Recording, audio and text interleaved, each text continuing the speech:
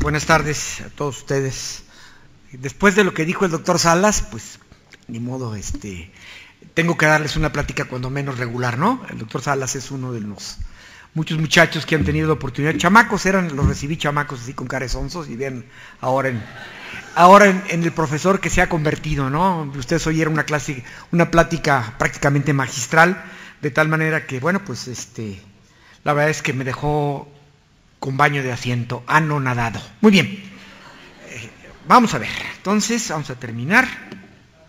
Bueno, como ustedes vieron, apágame la luz por favor, como ustedes vieron el doctor Salas terminó mostrando la alberca de mi casa. Entonces yo les muestro la parte anterior de mi casa, la entrada. Vamos a hablar pues de un padecimiento que se llama enfermedad acidopéptica. Yo, como ustedes escucharon, tengo 40 años trabajando en el Hospital General de México, lo cual significa que llegué a trabajar cuando tenía 3. Y que, estoy orgulloso de mi institución y también de la Academia Mexicana de Cirugía. Aquí es donde he desarrollado gran parte de mi trabajo y mi labor académica. Y hace algún tiempo fui presidente, de tal manera que si yo puedo ser presidente, cualquier güey puede serlo. Muy bien, vamos a hablar de enfermedad acidopéptica. La enfermedad acidopéptica es uno de los padecimientos más comunes de la patología del aparato digestivo. Se calcula que más o menos el 10% de la población tienen o tendrán esta enfermedad.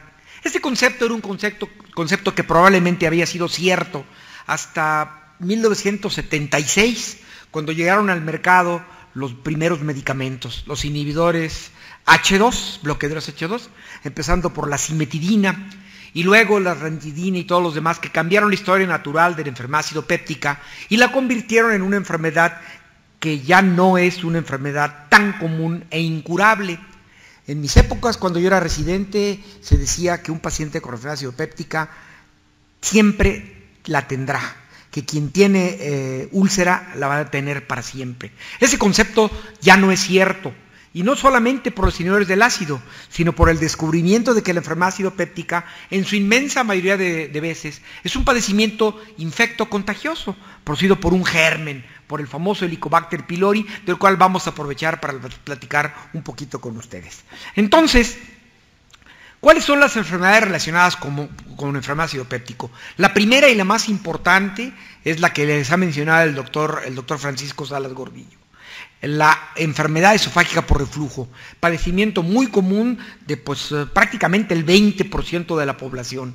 Eso significa que prácticamente todos los que están sentados en la parte de atrás, bueno, todos los que están de este lado y acá, tienen enfermedad por reflujo, hablando desde el punto de vista estadístico. Y los que no tienen, pues se cambian y ya, ¿verdad? Muy bien, estos son padecimientos muy relacionados con la secreción del ácido clorhídrico. Muy bien, el estómago está preparado. ¿Y qué es lo que está pasando con la enfermedad ulcerosa, que es la enfermedad acidopéptica como tal? La gastritis no es una enfermedad ulcerosa, la enfermedad acidopéptica clara. La enfermedad acidopéptica clara es la úlcera péptica. Cada vez más hay padecimientos relacionados con el reflujo y padecimientos de índole funcional. Muy bien, esto lo puedo mostrar fácilmente. Si ustedes observan esta diapositiva de fines del siglo pasado del grupo de Rotterdam, verán ustedes que del 70 al 96, en un periodo de 20 años, la enfermedad por reflujo en endoscopía se diagnostica como ustedes observan. Vean ustedes cómo es un padecimiento en crecimiento franco. Y cómo padecimientos como la úlcera duodenal, a partir del 76, con el descubrimiento de los inhibidores que realmente funcionaban para el ácido, han ido disminuyendo. Igualmente la úlcera gástrica. Pero esto es muy importante. Hasta antes de estas épocas, la única manera de curar una enfermedad ulcerosa era con una cirugía, haciendo una gastrectomía subtotal, eso es quitándole el 80% del estómago al sujeto, mutilándole el estómago o cortándole los nervios vagos, haciendo una vaguectomía. Ahí no le mutilábamos el estómago, pero le cortábamos la conexión nerviosa al estómago para impedir el ácido. Entonces, esto afortunadamente ha terminado. Pero bueno, seguíamos diciendo que la enfermedad ulcerosa péptica se observa en los lugares en donde la mucosa gástrica está en contacto con el jugo gástrico y es ácido péptica porque no solamente es el ácido, también es la pepsina, esa poderosa enzima que sirve para digerir carne y el estómago está hecho de carne, de tal manera que si no tuviéramos factores protectores tan importantes, nos digeriríamos nosotros mismos. Bueno, la úlcera péptica se observa en el esófago, se observa en el estómago, en el duodeno y en la boca anastomótica cuando se le echa una gastroenteroanastomosis a un paciente. Y en algunas raras ocasiones, cuando hay un divertículo de Meckel, un divertículo en el intestino delgado, y ese divertículo tiene mucosa gástrica ectópica. Entonces, lo que decía Schwartz en 1906, sin ácido no hay úlcera, sigue siendo cierto, sigue siendo real en nuestros tiempos. ¿Por qué sucede la enfermedad ulcerosa? Es un desequilibrio entre la defensa y los factores potencialmente agresivos que tenemos en el estómago. ¿Y dónde sucede? En los sitios de menor resistencia, en donde la pepsina, enzima proteolítica, digiere la pared del estómago, del duodeno o del esófago. En los sitios de unión, en la unión de la mucosa del cuerpo y el fondo, en la unión de la mucosa del duodeno y el estómago, o en la unión mucosa esófago-gástrica.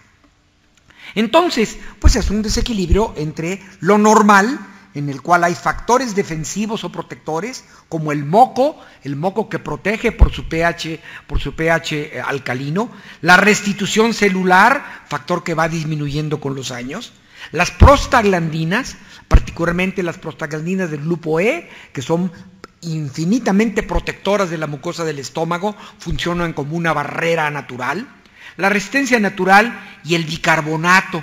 ¿De dónde sacamos bicarbonato? Hay células en el estómago que producen bicarbonato y tragamos el bicarbonato que se produce en la saliva, de tal manera que tenemos nuestro antiácido natural.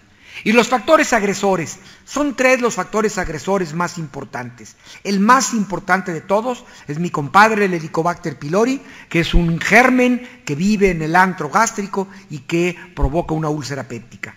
Los antiinflamatorios no esteroideos. Vamos a hablar de ellos junto con Helicobacter. Y una rarísima enfermedad llamada enfermedad de Zollinger-Ellison, en la cual hay un tumor o una hipertrofia celular productora de gastrina, la cual produce grandes cantidades de ácido gástrico y producen úlceras múltiples y atípicas. Y los factores coadyuvantes, la dieta, el estrés y los factores genéticos. Dieta y estrés. Mi mamá me decía, no comas tanto chile porque te va a salir una úlcera. Y el estrés es capaz de provocar úlceras. Sigue siendo cierto, pero no son los factores predisponentes, determinantes. Son factores ayudantes o predisponentes. Así que cuando su mamá les diga, o su papá o su hijo les diga, ya no comas tanto chile porque te va a salir una úlcera, díganle, no es cierto, no va a venir tu mamá. Bueno, ok. Entonces, ¿cuáles son los factores de la enfermedad acidopéptica? Infección por Helicobacter pylori. Toma de medicamentos antiinflamatorios, AINES, y enfermedad de Zollinger-Ellison. Muy frecuente y rarísimo. Yo en todos los años que tengo trabajando en un hospital como el Hospital General de México, pues solamente he visto 3 casos de Zollinger-Ellison. 3 casos, imagínense nomás, lo cual es posible que ustedes pues no vean ninguno o que tengan suerte y vean más. Muy bien. Hay algunos factores no relacionados, algún caso raro, cerca del 2%, y se llaman casos esenciales. Hay otras cosas. Muy bien, diagnóstico. ¿Cómo se hace el diagnóstico de la enfermedad acidopéptica, de la úlcera péptica? Por el cuadro clínico. Recuerden que la clínica es la madre de la ciencia médica, y quien no hace clínica es que no tiene, no hace ciencia médica, ¿verdad? Se utilizó en el tiempo la radiología, vamos a hablar de ella todavía, y después la endoscopía. Muy bien, el cuadro clínico. Uno de los clásicos de la gastroenterología y de la clínica en general es el síndrome ulceroso. El síndrome ulceroso es un dolor en el epigastrio, localizado en la boca del estómago. Hay por ahí gente que dice, es una epigastralgia, ah caray, y cuando me duele la rodilla es una rodigalgia, ¿no? Y la oreja es una orejalgia, ¿sí? Esa es una jaladalgia, ¿verdad? Es un dolor localizado en el epigastrio, en la boca del estómago, en la parte superior del abdomen, de tipo ardoroso, hambre dolorosa, sensación de vacío. Algunos de mis pacientes le llaman Doctor, siento un aislamiento. Tal vez quieran hablar, decir, se sienten aislados, raros, vacíos, ¿verdad? Muy bien, habitualmente es de moderada intensidad. Si no está complicada, no le impide al paciente hacer su trabajo. Es un dolor rítmico y periódico. Rítmico significa que está relacionado con los aspectos del día. Esto es un dolor que da antes de comer o después de comer de manera tardía. Es un dolor rítmico. Y en ocasiones, si el paciente se despierta, tiene ritmo nocturno. Y periódico, ¿qué significa? Significa que hay periodos de enfermedad, 4, 5, 10 días, y luego, aún de manera espontánea, se quita solo, está perfectamente bien el paciente un mes, y luego vuelve a tener otro episodio. Cuando no había medicamentos efectivos, el paciente tenía periodos de dolor cada vez más largos hasta que finalmente la enfermedad se complicaba y tenía un dolor permanente. El dolor disminuye con los alimentos. ¿Por qué? Porque la mayoría de los alimentos tiene un efecto neutralizante de la secreción ácida. Disminuye obviamente con los antiácidos y disminuye al vomitar. Mis pacientes ulcerosos de hace 20, 25 años se provocaban el vómito, cantaban Guadalajara y entonces arrojaban el jugo gástrico y se componían. Y normalmente no tiene irradiaciones. Cuando empieza a tener irradiaciones, cuando aumenta de intensidad, estamos hablando de una complicación de la enfermedad ulcerosa, particularmente de una penetración al páncreas. ¿Cuáles son los antecedentes clínicos importantes? Bueno, si el paciente se sabe que está infectado por Helicobacter pylori, es un factor importante, pero más importante, la toma de antiinflamatorios no esteroideos. El paciente que toma antiinflamatorios son pacientes úlceros, los AINES son ulcerogénicos, pero además al paciente con una úlcera péptica producida por AINES no le duele. ¿Y por qué no le duele? Pues porque los AINES son analgésicos, le provocan el dolor y se lo quitan, ¿verdad? Qué padre, ¿no? Muy bien, factores importantes, tabaquismo, alcoholismo, antecedentes de hemorragia. Antes se hablaba de una personalidad del ulceroso, que era una persona muy preocupona, etcétera, etcétera. Ahora sabemos que todos los conchudos también pueden tener úlcera. Que había factores de herencia, inclusive alguna persona había contado los números, las células parietales en el estómago y se decía que el paciente ulceroso tenía más células productoras de ácido que el paciente no ulceroso. Y factores de dieta. Ahora sabemos que los factores importantes son estos, Helicobacter, AINES y esto.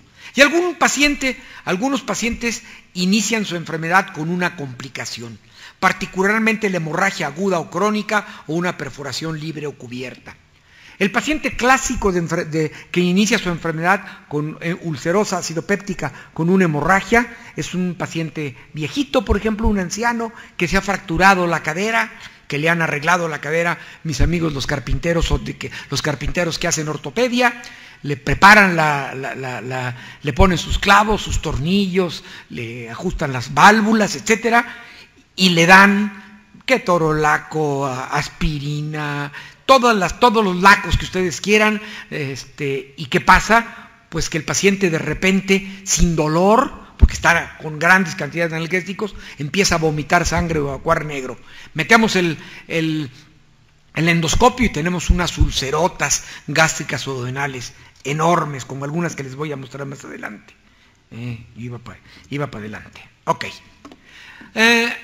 Como parte de la historia, aunque puede ser útil todavía la serie gastrodenal, la serie gastrodenal se debe utilizar con doble contraste, con vario y aire, utilizando maniobras al acecho, con compresión y con múltiples posiciones. Eso nos permite un diagnóstico de una enfermedad ulcerosa bastante exacto.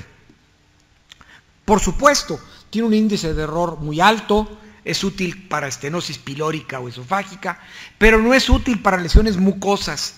Los radiólogos tienden mucho a decirle, en esa imagen de la radiografía, en esa serie gastrodenal, se observa engrosamiento de los pliegues sugestivos de gastritis, que no les quieran ver la cara de tontos.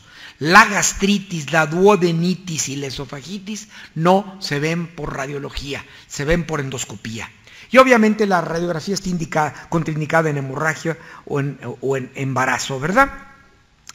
Son imágenes indirectas con alto índice de error, frecuentemente requieren endoscopía, el paciente se radia y frecuentemente no son de buena calidad, son placas totalmente inútiles, de tal manera que tiene muchas desventajas. Y una úlcera gástrica. Vamos a hablar de la úlcera gástrica. Radiológicamente, las úlceras gástricas normalmente se encuentran sobre la curvatura menor o muy cerca del píloro. Tienen un halo inflamatorio llamado halo de Hampton. Los pliegues convergen hacia la lesión, se salen del perfil y hay una onda de contractura en una úlcera gástrica. Por ejemplo, aquí tenemos una úlcera gástrica. Vean el tamaño de esta úlcera. Aquí los apaches le dispararon, pero miren, todavía no le pegan. Aquí está, esa es la úlcera gástrica que se sale del perfil del estómago, que debería ser este, que tiene un halo inflamatorio que se observa aquí y acá, es el cuello de la úlcera o halo de Hampton, y que tiene un pliegue que es la sonda de contractura, que es el dedo que nos está indicando, ahí está la úlcera, güey, ahí está la úlcera. Esta es una úlcera gástrica benigna, pero es una ulceronona. Vean el tamaño de esta lesión. Cuando se cierra el píloro, el paciente tiene una bolsa de bario con restos de comida, es una estenosis pilórica por úlcera. Y en duodeno podemos ver una úlcera como esta. Vean ustedes cómo, es en estómago también. Aquí se ve la úlcera como un nicho suspendido, es un defecto de llenado positivo, con pliegues que confluyen hacia la lesión y con una zona de fibrosis en este sitio. Aquí tenemos otra zona similar y aquí tenemos otra, la úlcera vista en otro índice. Y en el duodeno, un bulbo duodenal, que es donde están el 99% de las úlceras, la primera porción del duodeno o bulbo duodenal, se puede ver como un cuadrito, como un triángulo, y la úlcera se puede ver como una gota suspendida. Si el paciente ha tenido úlcera, el duodeno se deforma y hace deformidades treboliformes de la lesión. Aquí se ve un cáncer gástrico, vean cómo es totalmente diferente. Aquí el defecto no es positivo, es un defecto negativo, o sea, es una falta de llenado en esta parte del estómago, y aquí está el píloro. Aquí hay una úlcera prepilórica, ¿la ven? Aquí está. Y aquí hay dos úlceras, una en el bulbo duodenal y otra antes del píloro, prepilórica. La mayoría de las radiografías no se ven. Por una lesión maligna tiene unos pliegues amputados, afilados, etcétera. Se encuentra en localización atípica, tiene un fondo sucio irregular, tiene bolitas o mamelones en los bordes o en el centro y la zona es rígida. Como esta úlcera, que no es una úlcera sino un carcinoma. Si yo sigo el perfil del estómago tendría que estar así. Entonces lo que estoy viendo es un defecto de llenado positivo dentro de un defecto de llenado negativo, con una zona rígida. Esto es un cáncer ulcerado en la curvatura menor. Muy bien. La endoscopía. La endoscopía tiene un examen real o directa, tiene un bajo índice de error, permite la toma de biopsias y de otros materiales, permite maniobras terapéuticas, si hay una hemorragia la podemos cohibir y cada vez hay más disponibilidad. Por supuesto, tiene un costo mayor que una radiografía, es un procedimiento molesto si se hace con anestesia, hay un riesgo de complicaciones, pero la desventaja mayor es los pseudoendoscopistas. Existen en nuestro país pues médicos que les dan un título de médicos cirujanos y con eso quieren hacer todo, entonces se compran un endoscopio, meten el tubo al estómago y dicen que son endoscopistas, ¿verdad? Endoscopistas dice él que es endoscopista, ¿verdad? Entonces esto es el riesgo mayor, pero bueno, en las instituciones de salud como en el hospital donde trabajo y en el centro médico y en el ISSSTE, etcétera, la mayoría de las endoscopías se hacen sin sedación. En la práctica privada la mayoría se hacen con sedación y es pues por factores especial y particularmente de costo y de personal, ¿verdad? Pero en fin, y entonces en el esófago podemos tener úlceras, son 1, 2, 3, 4 úlceras y una estenosis, una úlcera esofágica producida por reflujo, una úlcera gástrica aguda producida por la toma de medicamentos, en este caso de naproxen, una úlcera gástrica, aquí se ve el nicho ulceroso en incisura angularis con los bordes elevados y empezando a epitelizar, un ulcerón gástrico, esta es la úlcera, aquí está el píloro, esta es la úlcera con toda la zona de edema de alrededor, y vean ustedes cómo esta úlcera se le han tomado biopsias. aquí una, aquí otra, aquí otra. A toda úlcera gástrica siempre se le toman biopsias para evitar que el paciente pueda tener un cáncer parecido a una úlcera. Otra úlcera gástrica en curvatura menor, una úlcera que ya va cicatrizando, era una úlcera lineal o ovalada muy largo, y ya hay pliegues de mucosa de cicatrización cerrando esta úlcera. Una úlcera prepilórica, otra úlcera gástrica, ven ustedes que hoyote, ¿eh? Y este es un cáncer ulcerado. Es diferente, aquí se ve la lesión, vean ustedes, bastante irregular, ¿sí? Una úlcera irregular con zonas erosionadas y con zonas necróticas. Eso es un cáncer gástrico. En el duodeno no hay cáncer, afortunadamente, y aquí hay una hermosa úlcera duodenal activa. Ven ustedes qué bonita, perfectamente bien delimitada, con un borde inflamado, etcétera, etcétera. Bonita para verla, pero no para tenerla en el duodeno, ¿verdad? Y la cicatriz, una úlcera duodenal cicatriza dejando una raya blanca, una cicatriz. Estas son úlceras de boca anastomótica y yeyuno en un paciente operado de cáncer gástrico al que se le hizo una gastroenteroanastomosis. Bueno, este es un collage de úlceras. Muy bien. Entonces, actualmente, si el paciente tiene un diagnóstico probable de úlcera gástrica, lo que tenemos que hacerle es solamente una panendoscopía. Se conoce panendoscopía porque se refiere que se ve esófago, estómago y duodeno, por un lado, y por otro lado porque nos da el pan de cada día a los endoscopistas, ¿verdad? Esta era una endoscopía, pero no quiere. Ok, muy bien. Helicobacter pylori. Es importantísimo el Helicobacter pylori. El Helicobacter pylori fue descubierto por estos dos sujetos, por Barry Marshall y por Robin Warren en 1983. Robin Marshall, como ustedes lo ven, Barry Marshall, perdón, tenía 32 años cuando recibió el premio Nobel. Ustedes ven que es un gastroenterólogo, peinadito, con corbata, etc. Y el doctor Warren, obviamente, es patólogo, ¿sí? Despeinado, ¿sí? No se rasura, trae un arete, ¿sí? Y no usa corbata, sino uno de esos cordones que utilizan, ¿sí? Que utilizan los vaqueros australianos. Entonces, les dieron el premio Nobel de Medicina 25 años después de haber descubierto el Helicobacter pylori, porque hasta entonces se decía que el estómago era como Fox, estéril, ¿verdad? ¿Y por qué es el estómago de Fox estéril? Bueno, porque produce casi 2 litros diarios de ácido, porque tiene enzimas digestivas, porque se vacía rápidamente y porque en el estómago hay inmunoglobulinas. Entonces, siempre se pensó por muchos años que era estéril. Sin embargo, desde 1893, el doctor Bisocero, que a pesar del apellido italiano era alemán, reportó un organismo de forma espiral en el estómago de perros, y luego otro autor lo encontró en gatos y en ratas, ¿verdad? A lo mejor era la gata de mi casa, pero bueno, no sé. En el 38 se encontró en las úlceras, hasta en el 43%, un organismo espiral a los pacientes que se les habían practicado autopsias, pero se decía, bueno, pues es que ya el estómago del muertito pues ya no tiene ácido, por eso. Y bueno, Palmer en el 54 volvió a encontrar los organismos espirales, pero no se había realmente hablado de esto.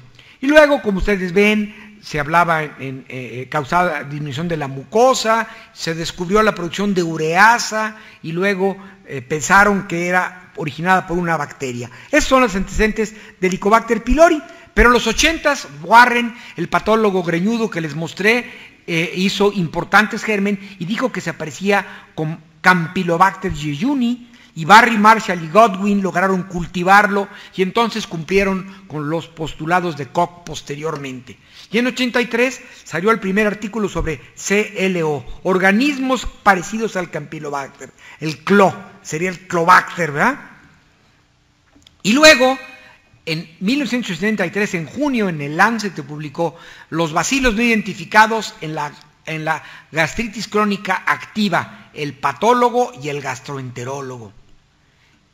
Y entonces se empezó a tratar la úlcera péptica con antimicrobianos, primeramente con furoxona, y al cabo del tiempo, los que no creían que Helicobacter pylori era causante de la úlcera, pues tuvieron que tragarse sus palabras. Y este estudio del 2004 demuestra que los pacientes con úlcera péptica diagnosticados por endoscopía, si no les damos tratamiento, ¿sí?, el 80% tienen, 72% tienen recidiva a 6 meses, 72%.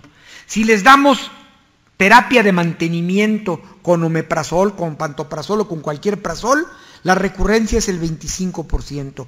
Y si no les damos nada, pero les erradicamos Helicobacter pylori con antimicrobianos, la erradicación de la recidiva llega al 2%. Esto es no estadísticamente significativo, es súper estadísticamente significativo. Es la demostración de que la mayoría de las úlceras duodenales se deben a Helicobacter pylori y también las úlceras gástricas. Helicobacter pylori vive en todo el mundo. Hay países donde se ha encontrado en un 70%, como en nuestro país, como en China, etcétera, etcétera. En algunos lugares de África en el 90 o el 80%, en Estados Unidos en el 40%. ¿Y qué creen? El lugar donde se descubrió solamente es el 20%. Y ahí se descubrió. En nuestro país, los pacientes mayores de 40 años, hay una frecuencia del 70 al 90%, dependiendo de donde ustedes hagan el estudio epidemiológico. 70-90%. Primero se le llamó Campylobacter pyloridis, luego le cambiaron a Campylobacter pylori y luego le pusieron Helicobacter pylori cuando tenían que ver que no tenía nada que ver con Campylobacter, sino que el único germen que se le parecía era el helicóptero, ¿verdad? Entonces, es una bacteria gram negativa con bacilos curvados o espirales, con 6 flagelos, microaerofílica, difícil de cultivar, es un cacahuate con pelos, ¿sí?, con 6 flagelos en un lado, que sabe nadar, que vive en la capa de moco, aquí vive, y que además fabrica urea, tiene ureasa, que rompe la urea de los tejidos y fabrica bicarbonato y amoníaco. Tiene una movilidad y una gran capacidad de resistencia.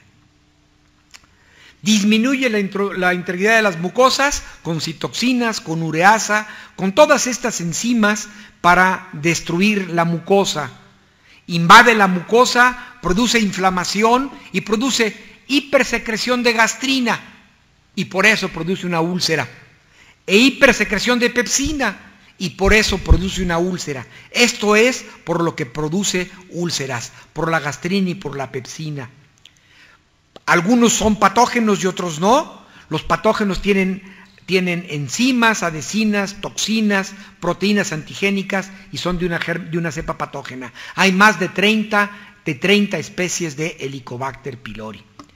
Tiene una toxina muy brava, que es la toxina vacuolizante, la toxina vaca, ¿sí? Se asocia a tejido grave en el tejido gástrico. Y otra, la proteína antigénica CAGA, ¿sí? Yo no le puse así.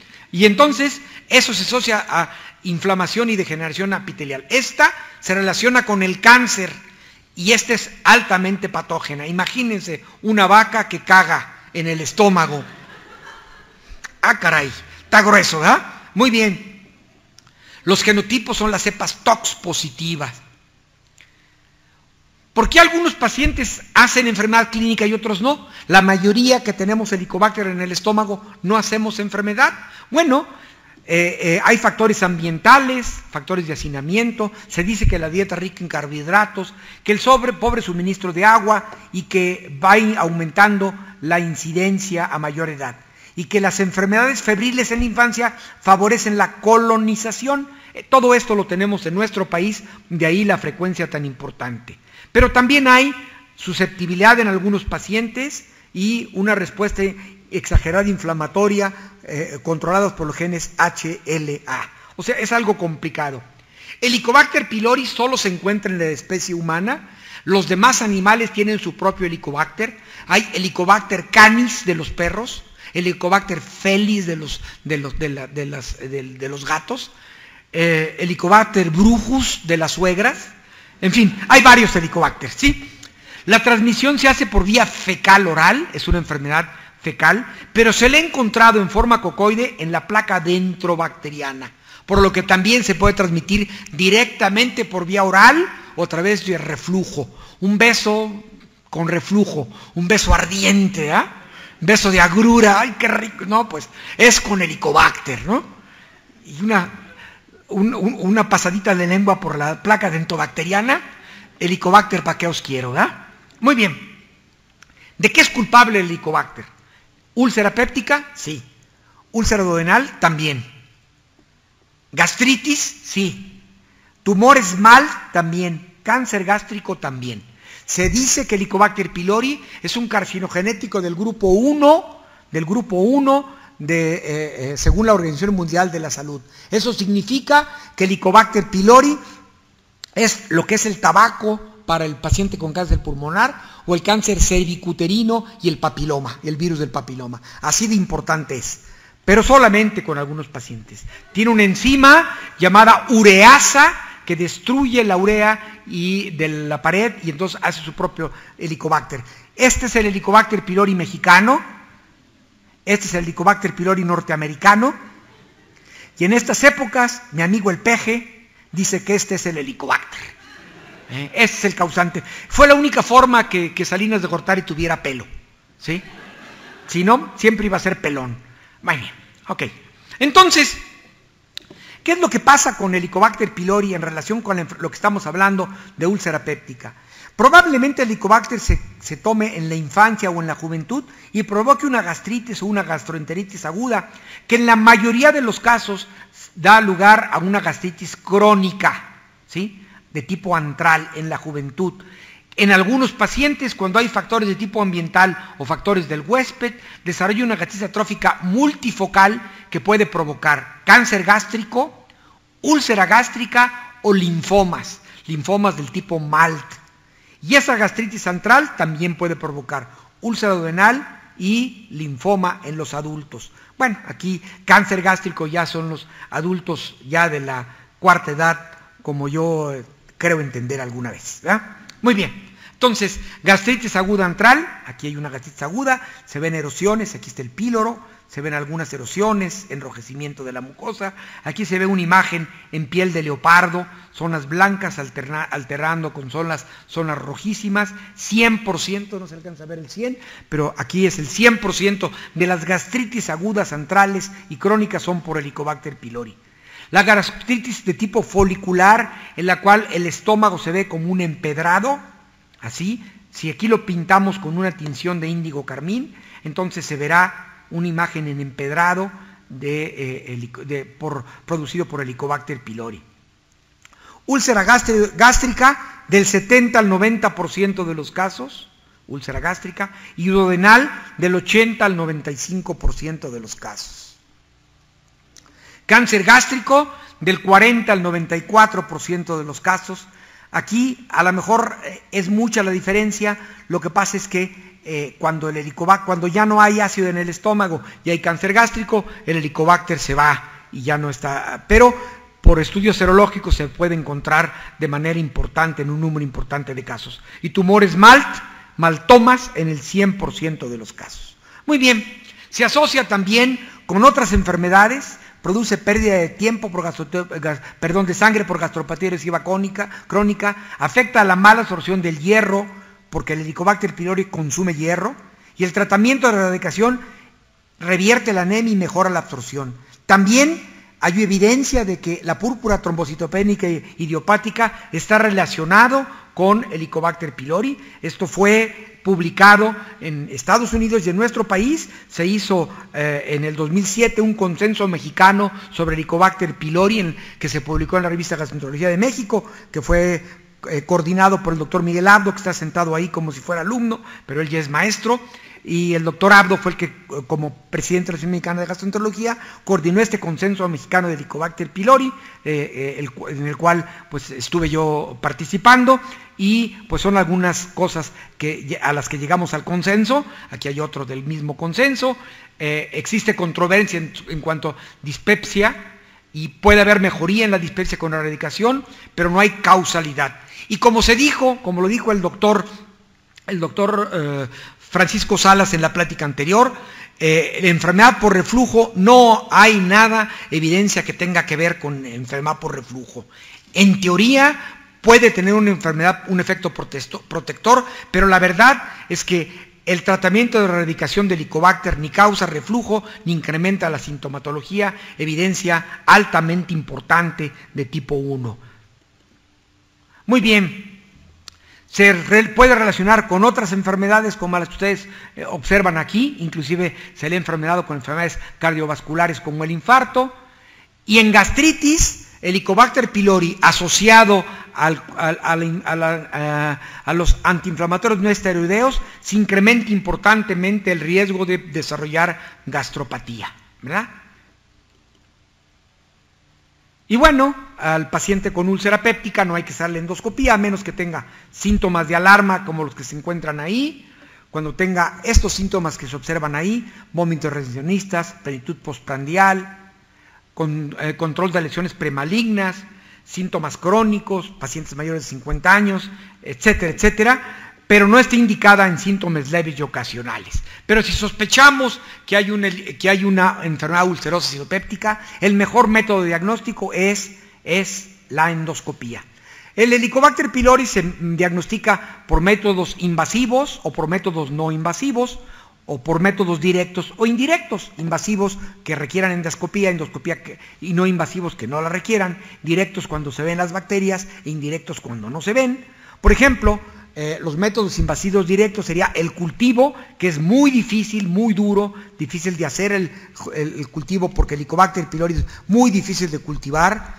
El método más utilizado para ver directamente es la histología, que permite observar los Helicobacter pylori, tanto en cepillado como en biopsias, o algunas técnicas moleculares.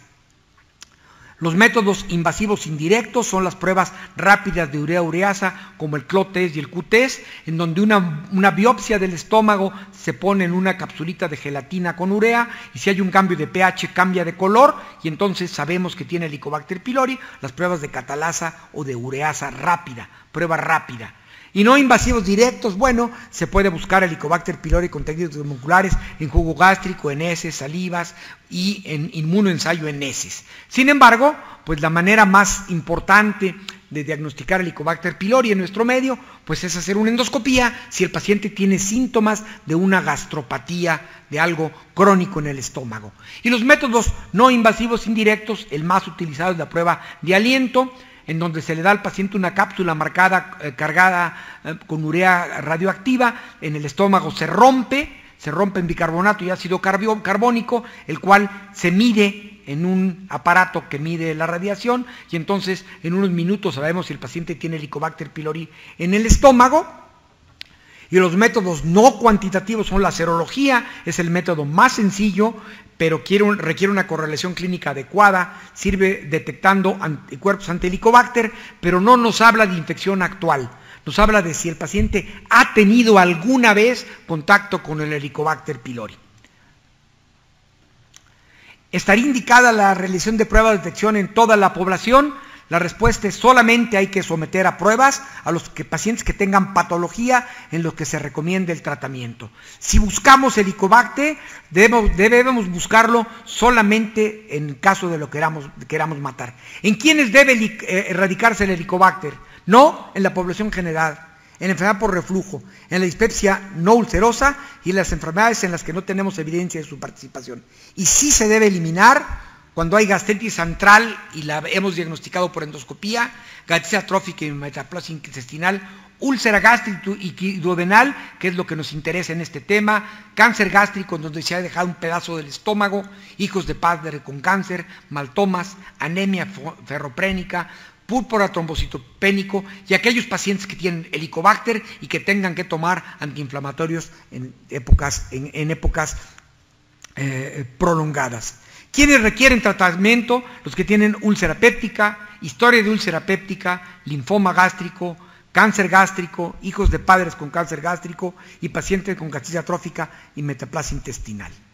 ¿Hay que darle tratamiento a todos los pacientes en los que se detecte Helicobacter pylori? No, pero si lo buscamos solamente debe ser con intención de tratarlo. Muy bien. ¿cómo se mata el Helicobacter? Bueno, tiene una historia importante, 70 medicamentos, 70 combinaciones, 27 medicamentos, 16 antimicrobianos, bismuto, bloqueadores, etcétera, etcétera, etcétera, con duraciones de 2 días a 1 mes. La verdad es que el mejor, como ya decía, el mejor inhibidor de la bomba de protones es el que es realmente sano. Entonces, el diagnóstico de la enfermedad ulcerosa en el momento actual se realiza con una endoscopía, con toma de biopsias para patología y una prueba rápida de urea-ureasa. Si hay Helicobacter pylori, se hace una prueba del aliento después de terminar el tratamiento y solo en úlcera gástrica una nueva endoscopía. Muy bien, ¿cuál es el tratamiento de la enfermedad ulcerosa? Me quedan 14 minutos. Queremos una rápida curación, alivio de los síntomas y prevenir complicaciones y recurrencia. De tal manera que se han intentado y se utilizan dieta, antiácidos, bloqueadores H2 e inhibidores de la bomba de protones. La dieta. Se han empleado diferentes dietas en la enfermedad ulcerosa. La más común era, bueno, hace muchos años, era una dieta llamada dieta de Zipi, en la que se le daban al paciente leche y crema cada hora, alternando con antiácidos.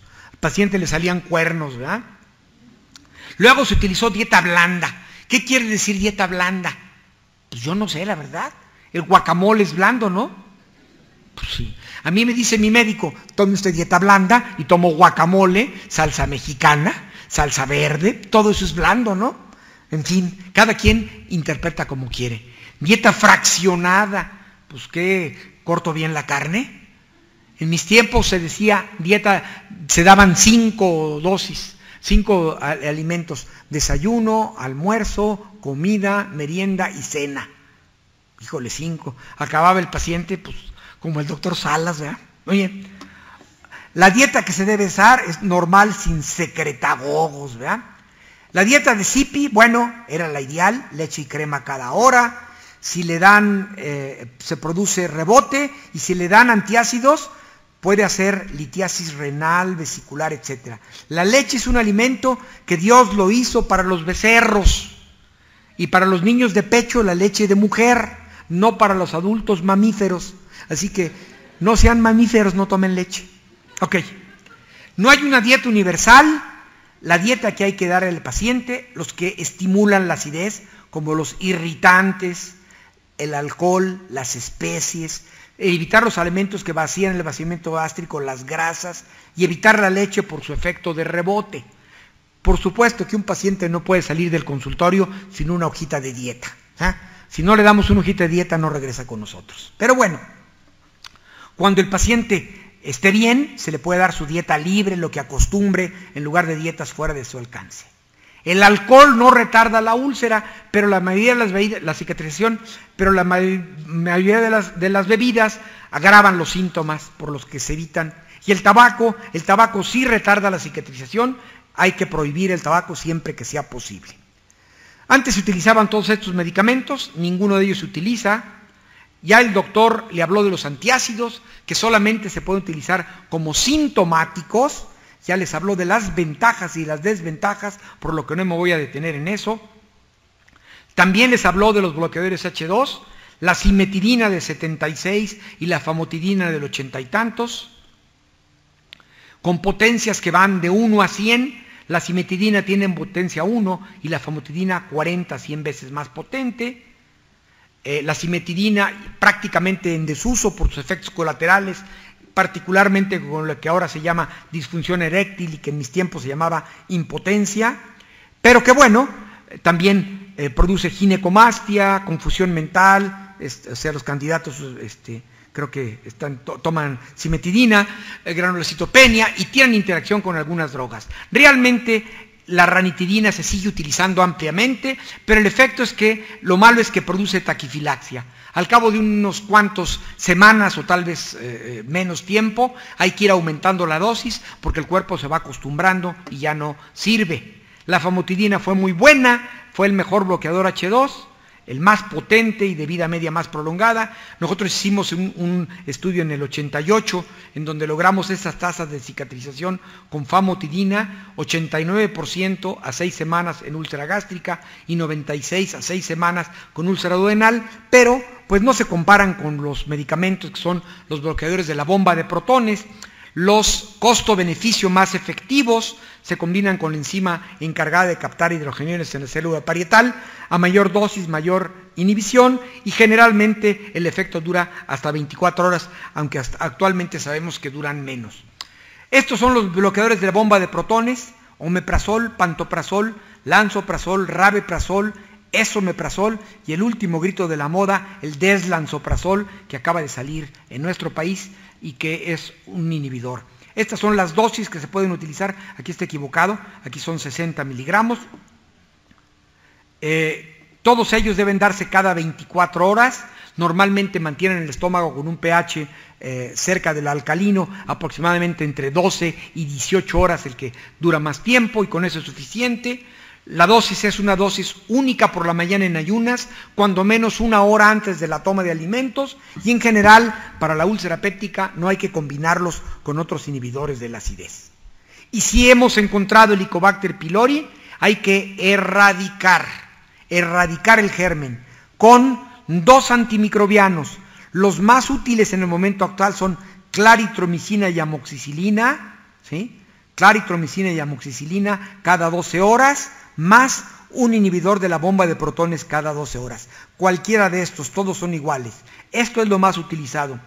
En nuestro país, al metronidazol hay mucha resistencia, porque los mexicanos tomamos metronidazol para muchas cosas, y entonces al Helicobacter mexicano le gusta el metronidazol, se lo toma con sangrita, o con tequila, en lugar del tequila. Se pueden dar sales de bismuto, tetraciclinas, nitrofurantoínas y otros antibióticos que están todavía en estudio. Pero hay que dar 2 antimicrobianos más un inhibidor de bomba de protones, cuando menos 10 días, lo ideal 14 días, para lograr tasas de erradicación de más del 90%. Pero hay problemas, hay resistencia del germen a los antimicrobianos, posibilidad de reinfección, costo elevado del esquema, hay efectos colaterales, necesidad de múltiples tomas de medicamentos, lo cual da por objeto que haya poco cumplimiento de la terapéutica. Además es un tratamiento relativamente caro. Y los pacientes que tienen úlcera negativa a Helicobacter, a Aines y a Zollinger, hay que darle, o necesidad de toma de Aines, hay que darle terapia de mantenimiento, tratamiento permanente con un inhibidor de la bomba de protones. La úlcera péptica se puede complicar con hemorragia, con perforación, con penetración a órganos vecinos o con estenosis pilórica. Algunas complicaciones las podemos tratar por endoscopía, podemos dilatar las estenosis pilóricas, podemos controlar las hemorragias por endoscopía, y la perforación la podemos cerrar por endoscopía, pero muchas veces se hace en combinación con cirugía laparoscópica. La dilatación pilórica en algunos casos es un procedimiento temporal, pero en otros casos, cuando no se puede operar, un balón en el píloro puede lograr una dilatación, como este paciente que se está haciendo una dilatación con un balón hidroneumático en mi hospital. Las hemorragias se pueden manejar con inyección o con electrocoagulación. Este es el equipo de sonda térmica que tenemos en nuestro hospital, una cubierta de teflón y una punta de aluminio que calienta y quema las lesiones. Este es un equipo de argón plasma en donde se queman las lesiones. Este es una pechuga de pollo bien cocida o término medio, como ustedes la prefieran. Aquí esta película no corre, pero era un tratamiento de una quemadura. Perdón, una quemadura, una úlcera. Una úlcera se le pueden poner clips para controlar la hemorragia. Aquí hay una úlcera prepilórica sangrando y aquí está el hemoclip colocado. Aquí está el píloro y aquí está el clip colocado controlando la hemorragia. O se le pueden inyectar sustancias, esclerosantes, factores de coagulación, alguna otra cosa. Esta es una lesión sangrando activamente en el fondo del estómago, a la que se le inyecta alcohol absoluto, adrenalina, etcétera, etcétera. Pero bueno, si no se controla, bueno, cirugía. La enfermedad acidopéptica solo está indicada en complicaciones que no hayamos podido resolver con endoscopía. La cirugía es un procedimiento que se utiliza muy rara vez en úlcera péptica, solamente en pacientes con hemorragias torrenciales, pacientes con perforación libre a cavidad, hemorragia digestiva no controlada por endoscopía y rara vez por una sospecha de malignidad. En ese caso la cirugía puede ser la última solución para un paciente en donde pues, se localice el sitio de la hemorragia, se ligue el vaso o se reseca el estómago dependiendo del tipo de úlcera que sea. Y terminamos con la encuesta de la ONU que dice, por favor diga honestamente qué opina de la escasez de alimentos en el resto del mundo. Los resultados fueron desalentadores. Los europeos no entendían qué significaba escasez. Los africanos no sabían qué eran alimentos. Los argentinos no entendieron qué quería decir por favor. Los gringos preguntaban qué significa el resto del mundo. Los cubanos pedían que les explicaran qué significa, qué opina. Y en el Congreso y Gobierno de México se debate sobre qué quiere decir honestamente. Bueno, pues muchas gracias por su atención. Buenas tardes a todos ustedes. Después de lo que dijo el doctor Salas, pues ni modo, tengo que darles una plática cuando menos regular, ¿no? El doctor Salas es uno de los muchos muchachos que han tenido la oportunidad, chamacos los recibí chamacos así con carezonzos y vean ahora en el profesor que se ha convertido, ¿no? Ustedes oyeron una plática prácticamente magistral, de tal manera que, bueno, pues la verdad es que me dejó con baño de asiento, anonadado. Muy bien, vamos a ver, entonces vamos a terminar. Bueno, como ustedes vieron, apágame la luz por favor, como ustedes vieron el doctor Salas terminó mostrando la alberca de mi casa. Entonces yo les muestro la parte anterior de mi casa, la entrada. Vamos a hablar pues de un padecimiento que se llama enfermedad acidopéptica. Yo, como ustedes escucharon, tengo 40 años trabajando en el Hospital General de México, lo cual significa que llegué a trabajar cuando tenía 3. Y que estoy orgulloso de mi institución y también de la Academia Mexicana de Cirugía. Aquí es donde he desarrollado gran parte de mi trabajo y mi labor académica, y hace algún tiempo fui presidente, de tal manera que si yo puedo ser presidente, cualquier güey puede serlo. Muy bien, vamos a hablar de enfermedad acidopéptica. La enfermedad acidopéptica es uno de los padecimientos más comunes de la patología del aparato digestivo. Se calcula que más o menos el 10% de la población han tenido, tienen o tendrán esta enfermedad. Este concepto era un concepto que probablemente había sido cierto hasta 1976, cuando llegaron al mercado los primeros medicamentos, los inhibidores H2, bloqueadores H2, empezando por la cimetidina, y luego la ranitidina y todos los demás, que cambiaron la historia natural de la enfermedad acidopéptica y la convirtieron en una enfermedad que ya no es una enfermedad tan común e incurable. En mis épocas, cuando yo era residente, se decía que un paciente con enfermedad acidopéptica siempre la tendrá, que quien tiene úlcera la va a tener parosa. La enfermedad acidopéptica clara, la enfermedad acidopéptica clara es la úlcera péptica. Cada vez más hay padecimientos relacionados con el reflujo y padecimientos de índole funcional. Muy bien. Esto lo puedo mostrar fácilmente. Si ustedes observan esta práctica, esta diapositiva de fines del siglo pasado del grupo de Rotterdam, verán ustedes que del 70 al 96, en un periodo de 20 años, la enfermedad por reflujo en endoscopía se diagnostica como ustedes observan. Vean ustedes cómo es un padecimiento en crecimiento franco. Y cómo padecimientos como la úlcera duodenal, a partir del 76, con el descubrimiento de los inhibidores que realmente funcionaban para el ácido, han ido disminuyendo. Igualmente la úlcera gástrica. Pero esto es muy importante. Hasta antes de estas épocas, la única manera de curar una enfermedad ulcerosa era con una cirugía, haciendo una gastrectomía subtotal, eso es quitándole el 80% del estómago al sujeto, y mutilándole el estómago o cortándole los nervios siempre. Ese concepto ya no es cierto, y no solamente por los inhibidores del ácido, sino por el descubrimiento de que la enfermedad acidopéptica, en su inmensa mayoría de veces, es un padecimiento infecto contagioso, producido por un germen, por el famoso Helicobacter pylori, del cual vamos a aprovechar para platicar un poquito con ustedes. Entonces, ¿cuáles son las enfermedades relacionadas con enfermedad acidopéptica? La primera y la más importante es la que les ha mencionado el doctor Francisco Salas Gordillo. la enfermedad esofágica por reflujo, padecimiento muy común de prácticamente el 20% de la población. Eso significa que prácticamente todos los que están sentados en la parte de atrás, bueno, todos los que están de este lado y acá, tienen enfermedad por reflujo hablando desde el punto de vista estadístico. Y los que no tienen, pues se cambian y ya, ¿verdad? Muy bien, estos son padecimientos muy relacionados con la secreción del ácido clorhídrico. Muy bien, el estómago está preparado. ¿Y qué es lo que está pasando con la enfermedad ulcerosa, que es la enfermedad acidopéptica como tal? La gastritis no es una enfermedad ulcerosa. Los vagos, haciendo una vaguectomía, ahí no le mutilábamos el estómago, pero le cortábamos la conexión nerviosa al estómago para impedir el ácido. Entonces, esto afortunadamente ha terminado. Pero bueno, seguíamos diciendo que la enfermedad ulcerosa péptica se observa en los lugares en donde la mucosa gástrica está en contacto con el jugo gástrico.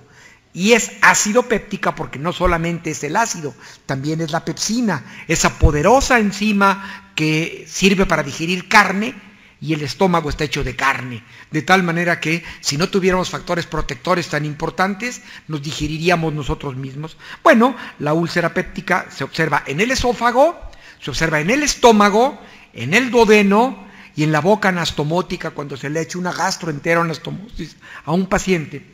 Y en algunas raras ocasiones, cuando hay un divertículo de Meckel, un divertículo en el intestino delgado, y ese divertículo tiene mucosa gástrica ectópica. Entonces, lo que decía Schwartz en 1906, sin ácido no hay úlcera, sigue siendo